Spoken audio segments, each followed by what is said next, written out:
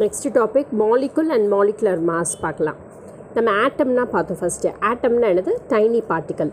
இந்த tiny particle அதாவது ஆட்டம்லாம் சேர்ந்தால் அதுதான் மாலிகுல் அப்படின்னு சொல்லுவாங்க. சரியா? ஆட்டம் வந்து எதோட ஆட்டம் சேரும்?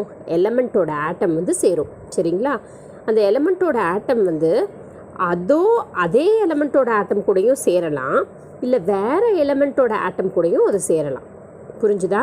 இன்னொரு தடவை சொல்கிறேன், கவனிங்க. ஆட்டம்னா குட்டியாக இருக்க பார்ட்டிக்கல், ஆட்டம்லாம் சேர்ந்தால் அது மாலிகுல். இப்போது என்ன சொல்கிறாங்க? மாலிகுல்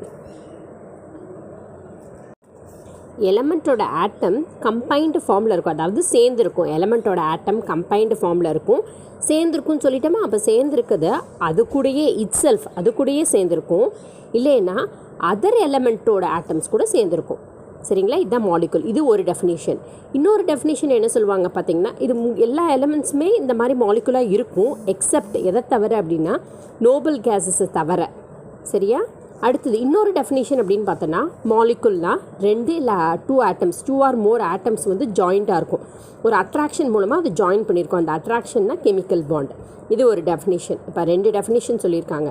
என்ன சொன்னோம் அப்படின்னா, ஆட்டம்னா குட்டியாக இருக்குது, ஆட்டம்ஸ் எல்லாம் ஒரு எலமெண்ட்டோட ஆட்டம் வந்து கம்பைன்டு ஃபார்மில் இருக்கும், சேர்ந்துருக்கும் கம்பைன்ட் ஃபார்மில். எப்படி? ஒன்று தான் கூட with itself or atoms of other elements. அது ஒரு மாலிகுல், அது ஒரு டெஃபினிஷன். ரெண்டாவது, மாலிகுல்னால் 2 ஆர் மோர் ஆட்டம்ஸோட காம்பினேஷன் சேர்ந்துருக்குது.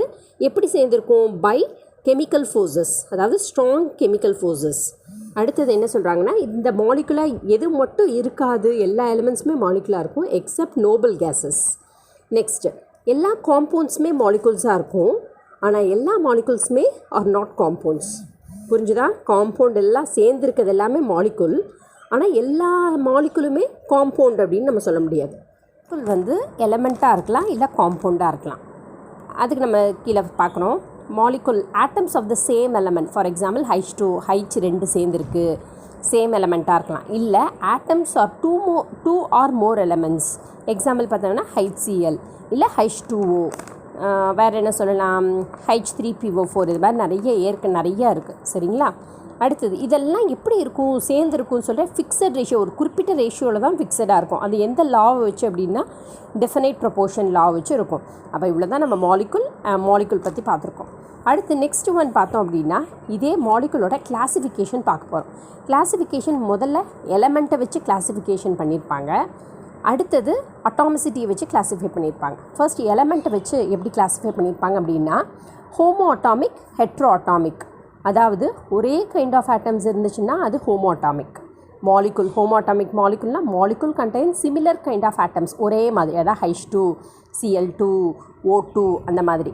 ஹெட்ரோ அட்டாமிக்னா molecule consist of atoms of different elements.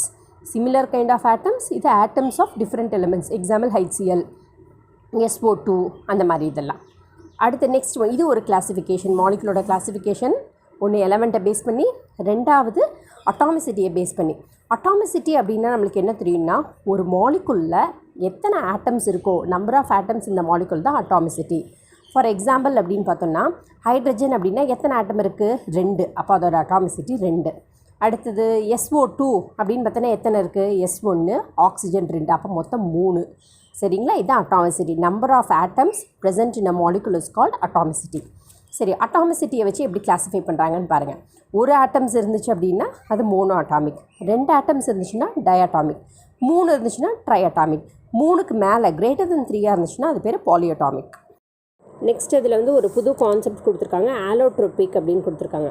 ஆலோட்ரோபி அப்படின்னா அதாவது 2 ஃபார்மில் இருக்குது. ஆக்சிஜன்னா உனக்கு என்ன தெரியும்? O தெரியும். ஆக்சிஜனை நம்ம என்ன போடுவோம்? O2 போடுவோம் இல்லை? அப்போ 2 ஆக்சிஜன் தான் சேர்ந்துருக்கும், மாலிகுல் O2 மாலிகுல் மட்டும்தான் இருக்கும் அப்படின்னு போடுறோம். ஆனால் இந்த ஆக்சிஜன் கேஸ் வந்து 2 ஆலோட்ரோபிக் ஃபார்மில் இருக்குமா? O2வும் இருக்கலாம், O3யும் சம்டைம்ஸ் இருக்கும். O2னா அது பேர் ஆக்சிஜன், O3னா அது பேர் ஓசோன் அப்படின்னு சொல்கிறாங்க. சரியா? ஜஸ்ட் அவங்க ஒரு இதுக்காக கொடுத்துருக்காங்க. அப்போ அட்டாமிசிட்டி ஆஃப் ஆக்சிஜன் அப்படின்னா உனக்கு 2 சொல்லணும். அட்டாமிசிட்டி ஆஃப் ஓசோன்னா O3. இந்த ஆலோட்ரோபிக்னு அவங்க மென்ஷன் பண்ணுறதுக்காக நான் சொன்னேன், ஆலோட்ரோபிக் ஃபார்ம்னா. அடுத்தது ஹோமோடயாட்டமிக் மாலிகுல். ஹோமோடயாட்டமிக் மாலிகுல் அப்படின்னா ஒரு மாலிகுலில் 2 ஆட்டம்ஸுமே ஒன்று போல் இருந்துச்சுன்னா ஹோமோடயாட்டமிக் மாலிகுல். எக்ஸாம்பிள் பார்த்திங்கன்னா oxygen, nitrogen, hydrogen, fluorine, bromine, chlorine, iodine இதெல்லாமே டயாட்டமிக் மாலிகுல். அடுத்தது இதுக்கு அடுத்து கொடுத்துருக்கிறதுலாம் தனித்தனி ஹெட்டிங் மாதிரி தான் இருக்கும். சரிங்களா, கான்செப்ட்ஸ் ஈஸியாக புரிஞ்சுக்கலாம். ஹோமோடயாட்டமிக் மாலிகுல், ஹோமோனாவே ஒன்று போல் இருக்கிறது. சரியா, டைனா 2, ஆட்டம் இருக்கும் டை அட்டாமிக். அப்போ இந்த டெஃபினிஷன் பார்த்தோன்னா இந்த molecule if both atoms are similar, 2 ஆட்டமும் சேமாக இருந்துச்சுன்னா அது ஹோமோ அட்டாமிக். எக்ஸாம்பிள் பாருங்கள், ஆக்சிஜன் O2 ரெண்டுமே O தான், நைட்ரஜன் N2 2 இருக்குது, hydrogen, fluorine, bromine, chlorine, iodine எல்லாமே இதெல்லாம் halogens. Fluorine, bromine, chlorine, iodine halogens அப்படின்னு சொல்லுவாங்க. Next homo tri atomic molecule அப்படின்னா மாலிகுல் அதே மாதிரி தான். இந்த மாலிகுல் ஆல் த 3 ஆட்டம்ஸ், ஹோமோனாவே same, all the 3 atoms are similar அப்படின்னா ஹோமோ ட்ரையாட்டமிக். எக்ஸாம்பிள் O3, ஓசோன் அப்படின்னு சொல்லுவாங்க O3னா. அடுத்தது பாலிஅட்டாமிக் மாலிகுல். பாலிஅட்டாமிக் மாலிகுல்னால் இப்போ மாலிகுலில் மோர் தென் 3 ஆட்டம்ஸ், 3 ஆட்டம்ஸை விட அதிகமாக இருந்துச்சுனாவே அது பேர் பாலிஅட்டாமிக் அப்படின்னு சொல்லிடலாம். சரிங்களா, அடுத்துல NH3 பாரு, NH3னா அமோனியா. இதில் இருக்குது எத்தனை ஆட்டம் இருக்குது? நைட்ரஜன் 1, ஹைட்ரஜன் 3, மொத்தம் 4 இருக்குது. அப்போ 3 விட அதிகமாக இருக்குது, அதனால பாலிஅட்டாமிக். அடுத்த குளுக்கோஸில் பார்த்தோம்னா நம்ம ஆட்டோமேட்டிக்காக 6, முதல்ல கார்பனே 6 இருக்குது, அதனால் ஆட்டோமேட்டிக்காக நம்ம சொல்லலாம் பாலிஅட்டாமிக், வேறு கால்குலேட் பண்ணாமே. அடுத்தது ஹெட்டிரோ டயாட்டாமிக் மாலிகுல் அப்படின்னா இந்த மாலிகுலில் போத் ஆட்டம்ஸுமே அதாவது டிஃப்ரெண்ட்டாக இருந்துச்சு அப்படின்னா ஹோமோடயாட்டமிக்னா ஒன்று போல் இருக்கும், ஹெட்ரோன்னா வித்தியாசமாக இருக்கும். ஃபார் எக்ஸாம்பிள் பாருங்கள், ஹைட்ரஜன் குளோரைடு, ஹைட்ரஜன் வேறு, குளோரின் வேறு, ஆனால் 2 ஆட்டம் தான் இருக்குது, அதுதான் ஹெட்ரோடயாட்டமிக் மாலிகுல். ஹெட்டிரோ ட்ரையாட்டாமிக் மாலிகுல் அப்படின்னா நம்ம என்ன சொன்னோம், ஹெட்டிரோனா வித்தியாசமாக இருக்கும், ட்ரைன்னா 3 ஆட்டம் 3 இருக்கும். சரிங்களா, 3 ஆட்டம் ஒன்று போல் இருக்கணும்னு அவசியம் இல்லை, ஒன்று வித்தியாசமாக இருந்தாவே அது நம்ம ஹெட்டிரோன்னு சொல்லிடுவோம். 2 ஒன்று போல் இருக்குது, அப்போ ஹோமோ வராதா அப்படின்னு கேட்கலாம். கிடையவே கிடையாது, ஒரு இது வித்தியாசம், 3ல் 1 வித்தியாசமாக இருந்தாவே அது ஹெட்டிரோ தான். Example water molecule H2O.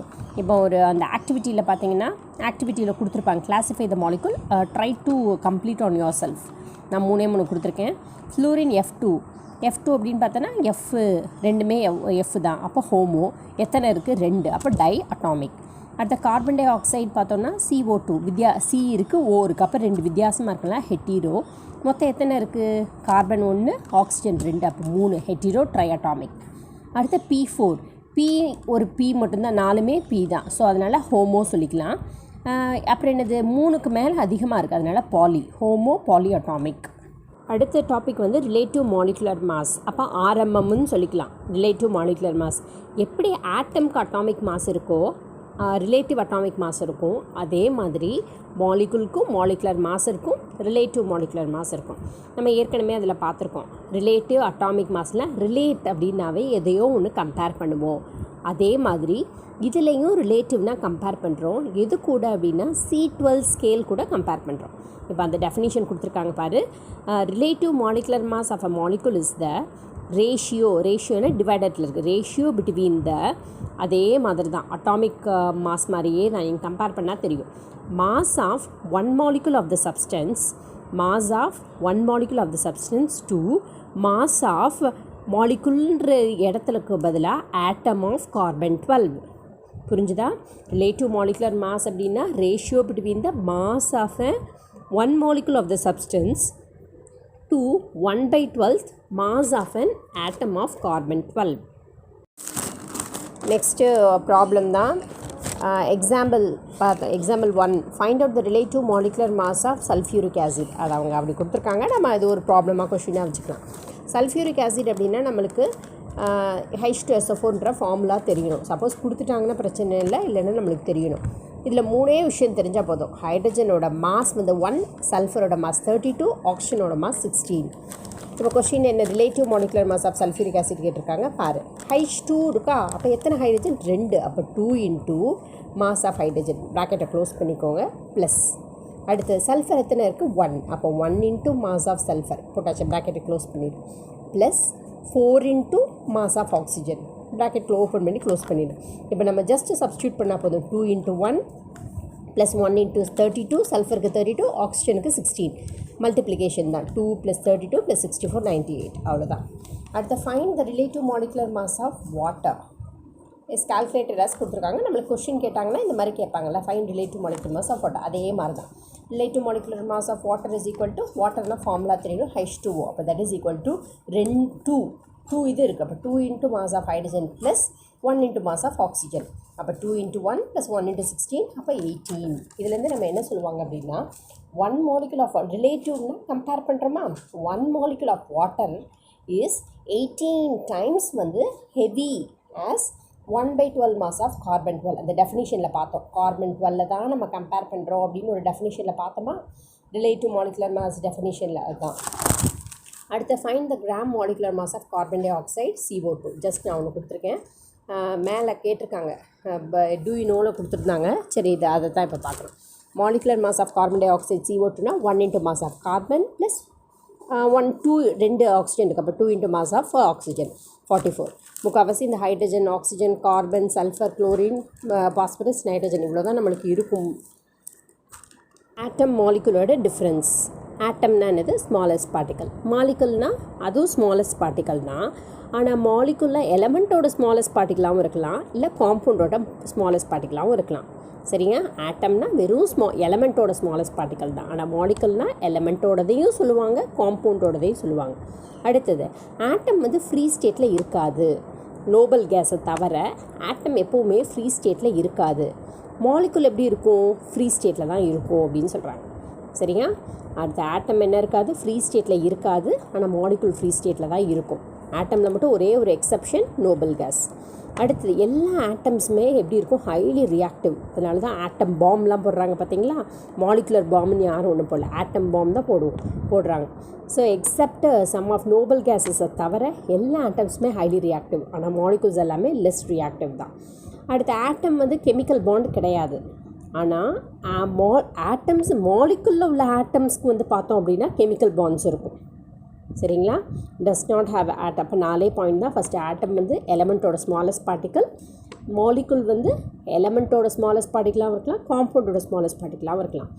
ஆட்டம் வந்து ஃப்ரீ ஸ்டேட்டில் இருக்காது, எக்ஸப்ட் எதை தவிர நோபல் கேஸஸை தவிர. நோபல் கேஸஸ் மட்டும் ஃப்ரீ ஸ்டேட்டில் இருக்கும். மாலிகுல் எல்லாமே ஃப்ரீ ஸ்டேட்டில் தான் இருக்கும்.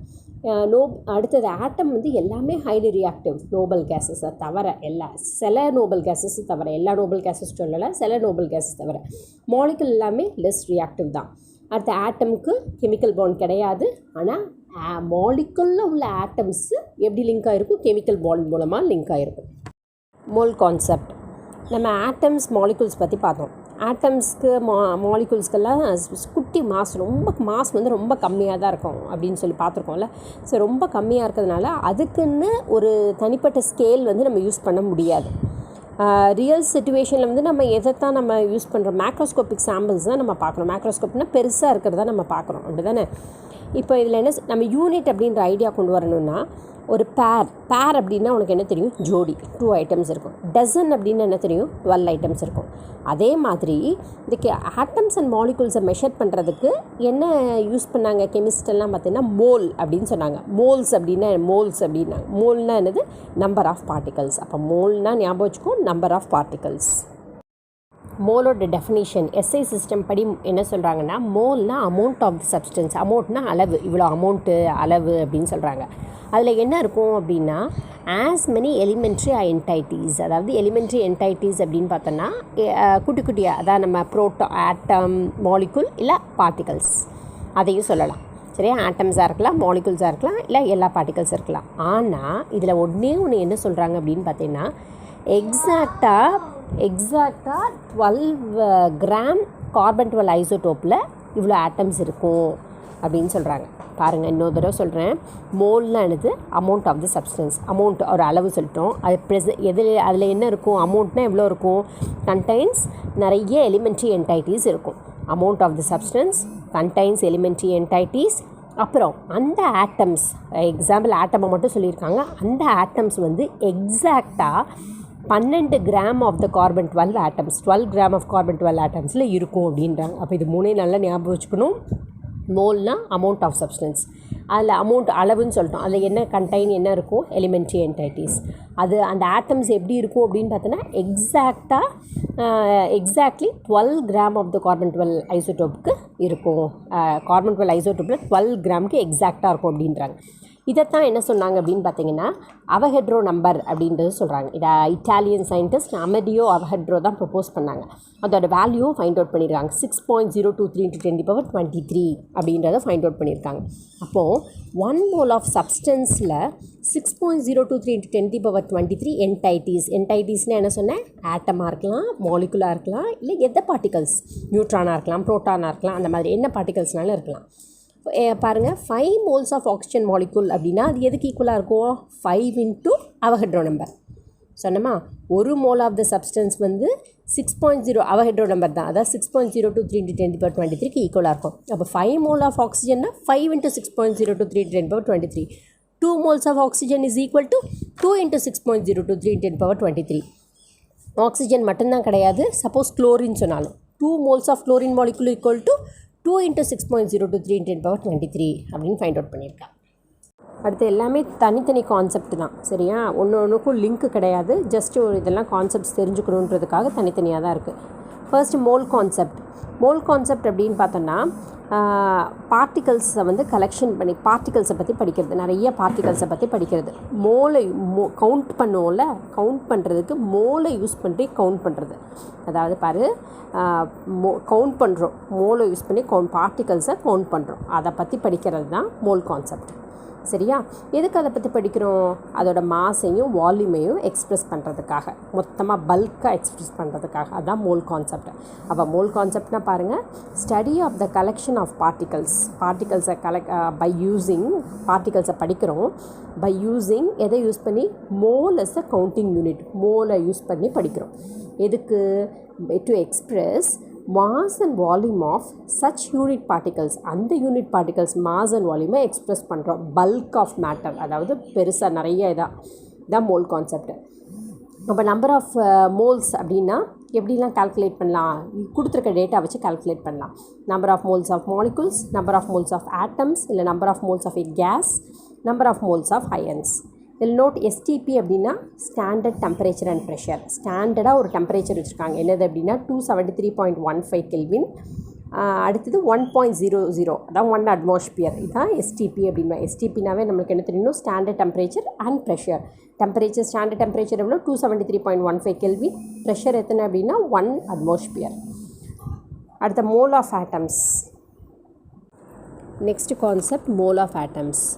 மோல் ஆஃப் ஆட்டம்ஸ் அப்படின்னா மோல்னால் நம்ம என்ன சொல்லணும்? நம்பர் ஆஃப் பார்ட்டிகல்ஸ் எவ்வளோ இருக்குதோ அந்த இதுக்கு தான் மோல் அப்படின்றோம்.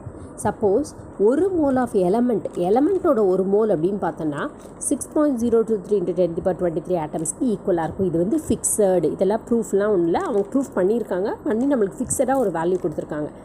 சப்போஸ் 5 mole ஆஃப் எலமெண்ட் அப்படின்னு கேட்டாங்கன்னா 5 × 6.023 × 10⁻23 ஆட்டம்ஸ் அப்படின்னு போட்டுக்கணும். எக்ஸாம்பிள் பாரு, 1 mole of oxygen is equal to 6.023 × 10⁻23 atoms of oxygen. Oxygen கிடையாது, அந்த எலமெண்ட்டுக்கு பதிலாக ஹைட்ரஜன் இருந்தாலும் சரி, நைட்ரஜன் இருந்தாலும் சரி, எல்லாமே அப்படி தான். சரியா? அப்போ கிராம் அட்டாமிக் மாஸ் ஈக்குவலாக இருக்கும் 16. அடுத்தது mole of molecules. 1 mole of மேட்டர்னால் நான் என்ன சொன்னேன்? மாலிகுல்ஸ்னால தான் மேடாயிருக்கு, ஆட்டம்ஸால் தான் மேடாயிருக்கு. சரி, 1 mole of matter is equal to என்ன சொல்கிறாங்க? 6.023 × 10⁻23 மாலிகுல்ஸ். முன்னாடி உள்ளதில் மோலுக்கு ஆட்டம்ஸ்க்கும் ஈக்குவலாக இருக்கும், அதே மோலு மாலிகுல்ஸ்க்கு ஈக்குவலாக இருக்கும் அப்படின்றாங்க. எக்ஸாம்பிள் பாரு, 1 mole of oxygen is equal to 6.023 × 10⁻23 molecules of oxygen தான். அப்புறம் இது எதுக்கு ஈக்குவலாக இருக்கும்? மாலிகுல்னால் கிராம் மாலிகுலர் மாஸ். நம்ம ஏற்கனவே சொல்லியிருக்கோம், ஆட்டம்னா தனியாக இருக்கும், மாலிகுல்னால் சேர்ந்துருக்கும். ஆக்சிஜன்னா ஆட்டம் தான், மாலிகுல் அப்படின்னு சொன்னோன்னா O2வாக இருக்கும். அப்போது இதை பாருங்கள், கிராம் மாலிகுலர் மாஸ். அப்போ 32, 2 இருக்குது. அப்போ 2 × 2 × 16, அப்போ 32. நெக்ஸ்ட்டு ஒன்று என்னதுன்னா மோலார் வால்யூம். மோலார் வால்யூம்னா என்னதுன்னா, எந்த கேஸு ஒரு மோலில் இருந்தாலும், எந்த கேஸ் ஒரு மோலில் இருந்தாலும் அது எவ்வளோ வால்யூமை ஆக்குப்பை பண்ணுதோ அது எஸ்டிபியில் 22.4க்கு ஈக்குவலாக இருக்கும். இது ஃபிக்ஸடாக கண்டுபிடிச்சிருக்காங்க. எந்த கேஸ்னாலும் STP condition, standard temperature and pressure கண்டிஷனில் ஒரு மோல் ஆஃப் கேஸ் வந்து எவ்வளோ வால்யூம் இருக்கும்? 22.4 லிட்டர் இல்லை 22,400 ml தான் இருக்கும். இதில் எந்த மாற்றமுமே கிடையாது. What is the 1 mole of hydrogen gas contain அப்படின்னா 22.4 தான். what is the molar volume of 1 mole of ammonia அப்படின்னாலும் 22.4 தான். சரியா, அதில் எந்த விதமான மாற்றம் இல்லை, அது வந்து ஃபிக்ஸடாக அவங்க ஃபைண்ட் அவுட் பண்ணியிருக்காங்க. நம்பர் ஆஃப் மோல்ஸ் கால்குலேட் பண்ணுறதுக்கு ஃபார்முலா என்னென்ன டேட்டாஸ் கொடுத்துருக்காங்களோ அதுக்கேற்ற மாதிரி. சப்போஸ் அட்டாமிக் மாஸ் கொடுத்துருந்தாங்கன்னா நம்பர் ஆஃப் மோல்ஸ் கால்குலேட் பண்ண mass by atomic mass, molecular மாஸ்னால் mass by molecular mass formula பார்த்துக்கோங்க. அடுத்தது நம்பர் ஆஃப் ஆட்டம்ஸ் கொடுத்தாங்கன்னா number of atoms by Avogadro number தான் 6.023 × 10^23. நம்பர் ஆஃப் மாலிகுல்ஸாக இருந்துச்சுன்னா நம்பர் ஆஃப் மாலிகுல்ஸ் பை 6.023 × 10^23.